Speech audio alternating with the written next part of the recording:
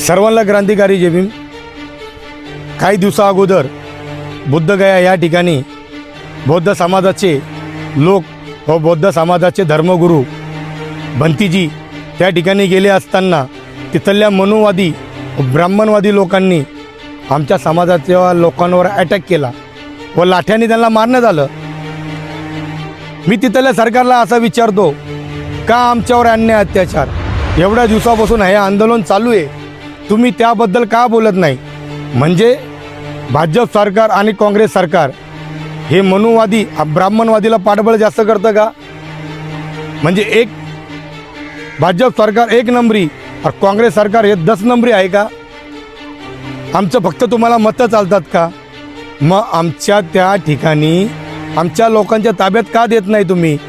जसं हिंदूच्या मंदिरामध्ये हिंदूचा ताबा आहे, ख्रिश्चनच्या मंदिर चर्चमध्ये ख्रिश्चन लोकांचा ताबा आहे, मुसलमानच्या मस्जिदमध्ये मुसलमान लोकांचा ताबा आहे, तसा आमच्या बौद्ध विहारामध्ये आमचा ताबा असायला पाहिजे। तिथलच्या कमिटीवर हिंदू लोकांचं काय काम आहे? मी तिथल्या सरकारला हे विचारतोय, फक्त तुम्हाला आमचे मतं चालतात का? हे सरकार जातीवादी सरकार आहे।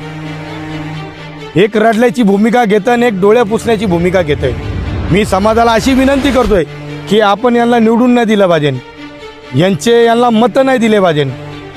या सरकारचा मी जाहीर निषेध करतो। जय हिंद, जय भारत, जय भीम, जय संविधान।